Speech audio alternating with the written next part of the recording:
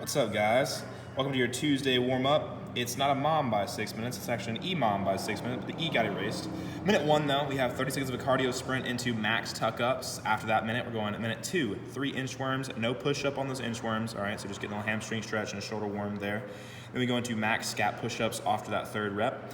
And minute 3, we have 15 bear crawl shoulder taps. So you're just doing shoulder taps in a bear crawl position, and then a max down dog stretch you'll hold there and try to loosen up those shoulders a little bit. All right. So minute 1, 30 seconds of our cardio options. So we have jumping jacks. We also have high knees or running in place there. And lastly, our final option will be mountain climbers, or if you'd like to, if you want to go run, do a nice shuttle wrap, 10-meter shuttle sprint maybe, if you have room in your house or just outside in the driveway. And max tuck-ups is what you're doing after those 30 seconds here. So you have 30 seconds to get as many reps in as you can with our tuck-ups, going knees to chest, knees to chest. Notice how she comes up to the top of her rep, she's balancing on that tailbone, her low back comes off the floor, and so do her shoulder blades. All right, so that's what we're looking for our full tuck-up. Then we have 3 inchworms. All right, we're not doing the push-up with these inchworms. We're just gonna go with a hamstring stretch. So nice straight legs if we can get there. Slowly walk out with those hands, bottom position, and then we're walking all the way back up, just leading with those hips getting high first. Then we stand tall, that completes 1 rep, we'll have 3 total.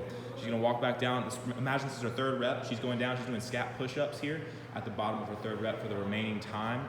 So she's allowing those shoulders to hug that spine together and then drive away, pushing all the way up to the ceiling to make sure that back rounds out at the top. All right, elbows are nice and stiff, arms are locked out straight. Then our last one, minute 3, we have 15 bear crawl shoulder taps. So she's in a bear crawl position, knees just hovering above the ground, and she's gonna take one hand to the opposite shoulder here. All right, it's gonna be rather challenging on those quads and that core here.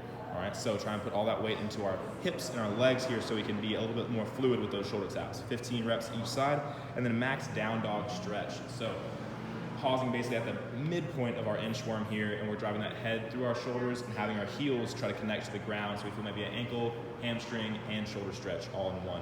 All right, guys, that's our warm up here.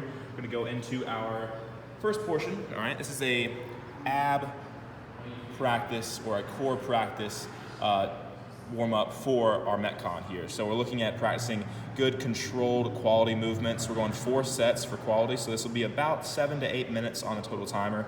We're going 20 seconds of lying leg raises, nice, slow, and controlled, then a 20-second rest. All right, 20 seconds of flutter kicks, and then 20-second rest, and then 20 seconds of heels to sky, which is basically where we're reaching for our toes. All right, be a lot of basically upper core on that last movement there, and 20-second rest after that. We'll go 4 rounds through. All right, so not much rest there other than the 20 seconds that we get, but our first one is lying leg raises. All right, so we're gonna have our arms out at 45 degrees. We're gonna have that core nice and braced. She's putting that belly button into the ground behind her, and as she comes down with those legs, it's nice and slow, and she's thinking about pushing her low back into the ground here as those legs come down to the ground.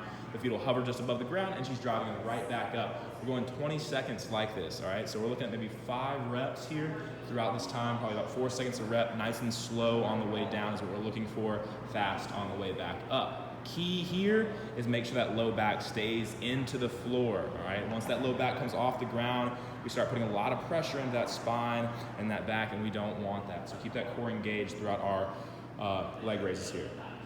Then we have 20 seconds of flutter kicks, all right? So keep that low back engaged in the ground, shoulder blades come off the floor, and we're just small kicks here. Make sure the kick comes from your hip, not from your knee, all right? Show what it looks like when you just start kicking with your knees here.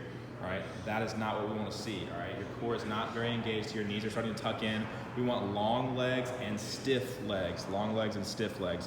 Then we have 20 seconds of heels to sky. So we're gonna lay back on our back, kick our heels up to the sky here. We're gonna try and reach for our shoelaces as best we can. All right, so reaching for those shoelaces, you'll feel a good upper core contraction. You're going for a full 20 seconds here. All right, if you don't have the flexibility to get those heels up to the sky, maybe drop your knees or your ankles down and your knees up. And so imagine her knees continue traveling into her feet. So she's gonna imagine it reaching into her imaginary feet basically right here. So she's reaching all the way up to the sky, still getting that full contraction, but she's not having to worry about those hamstrings limiting her in her movement here. All right, so that is our Tuesday strength portion for our core. All right, little core cardio there. And then we're going into a Metcon 4-time, all right, 4-time. We have a half-mile run or about 4 minutes of cardio if you don't have a half mile marked off. We have 25 renegade rows. You'll alternate each rep with that renegade row. No push-up on the renegade row either there, just the row. And then 100 tuck-ups, 25 renegade rows again, and then a half-mile run. You'll have a 15-minute cap on this workout here. So looking to hustle through. First of all, we showed you our cardio options in our warm-up there, so if you would like to, we're really gonna try and push you to run. So if there's good weather outside, starting to get warmer, sun's out, let's get it. Then at 25 at Renegade Rows, you're gonna alternate each rep. So we're gonna go right arm, rowing back to the hip, switch hands. Left arm, rowing back to the hip. Notice how she keeps those feet just outside shoulder width so that she has a good base and good leverage to keep those hips even as she rows. All right, when you get into that one arm row, you're gonna wanna twist and rotate those hips, but the goal is to not let those hips rotate. So the core has to stay braced, shoulders back and down, and we're rowing that dumbbell to our back hip. Don't just row it up into your chest and into your shoulder. That's not a good row.